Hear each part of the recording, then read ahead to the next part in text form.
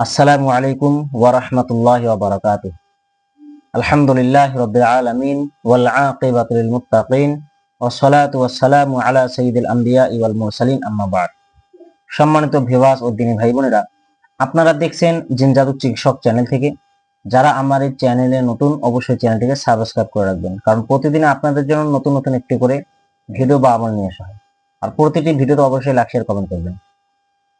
তা আসুন জেনে নেই আমরা জিনকে কিভাবে জ্বালিয়ে পুড়ে ছাই করে দেব। যারা এই লাইনে কাজ করেন অথবা যারা কাজ করেন না, এই ভিডিওটি সবারই জন্য। যারা এই লাইনে কাজ করেন তাদের জন্য তো আরো বেশি উপকার হবে। আর যারা চাচ্ছেন যে আমাদের বাড়িতে যে হামলা হচ্ছে বারবার জিনের, আমি চাচ্ছি যে সেই জিনটাকে জ্বালিয়ে করে ছাই করে দেই, তো আপনারা খুব খেয়াল করে শুনবেন। আমি যে পদ্ধতিতে বা যে নিয়মে বলবো, ইনশাল্লাহ সেই পদ্ধতি সেই নিয়মে কাজ করবেন, ইনশাল্লাহ ফল পেয়ে যাবেন।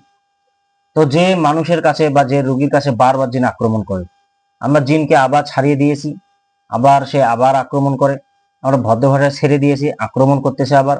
আমরা তা অতঃপর শাস্তির জন্য কিছু প্রয়োগ করেছি, শাস্তি দিয়েছি, সে শাস্তি পেয়েছে, শাস্তি পাওয়ার পরে বলছে যে আমি আর আসবো না ইত্যাদি, এরকম বলেছে। কিন্তু সে আবার কিছুদিন পর দেখা দিল, আবার আসতেছে, আবার আক্রমণ করলো। এখন যে বারবার ছাড়িয়ে দিচ্ছে যে রোগীর গায়ে থেকে, সে চাচ্ছে যে আমি তাকে জ্বালিয়ে পুড়িয়ে এখন ছাই করে দেব, সে যেন আর আসতে না পারে। তো জ্বালিয়ে পুড়িয়ে ছাই করে দেওয়ার বিভিন্ন রকম পদ্ধতি রয়েছে।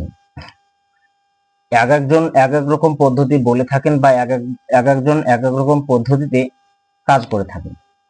সবার এটা সবার কাছে প্রিয়। তো আজকে যেটা আমি বলবো সেটা আমার প্রসেসের কথা আমি বলবো। তো আপনারা সর্বপ্রথম কি করবেন, রোগীর গায়ে যে জিনটি থাকবে সেই জিনটিকে হাজির করবেন। হাজির করার পর সেই রোগীর গায়ে জিনটি যেন পালাইতে না পারে, তাকে বন্দিশ করবেন, বন্ধ করবেন। সেই জিনকে বন্ধ করার পর আপনি কি করবেন, তাকে বলবেন যে তুমি এখন আবার কেন আসছো, তুমি শাস্তি পাওয়ার পরেও কেন আবার আসছো, তো তোমাকে আজকে তো আমি জ্বালিয়ে পুড়ে ছাই করে দেব। তো কি করবেন, ও তো চাইবে না যে আমাকে জ্বালিয়ে পুড়ে ছাই করে দাও, ও তো বলবে যে আমাকে ছেড়ে দাও, আমি আর কোনোদিন আসবো না ইত্যাদি। তো এর আগে তো তাকে 3-4 বার সময় বা মহলত দেওয়া হয়েছিল, সুযোগ দেওয়া হয়েছিল, কিন্তু সে সুযোগে কাজ করে নেয়নি।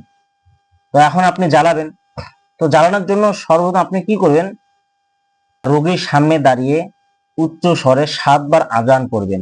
যে আজানটি নামাজের আগে পড়া হয় বা নামাজের পূর্বে যে আজান দেওয়া হয়, সে আজানটি আপনি 7 বার রোগীর সামনে দাঁড়িয়ে দাঁড়িয়ে উচ্চ স্বরে পড়বেন।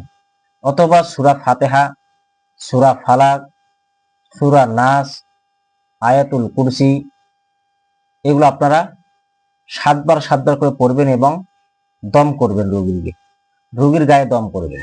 এবং সূরা তারিক পুরোটাই একবার পরে রোগীর গায়ে দম করবেন।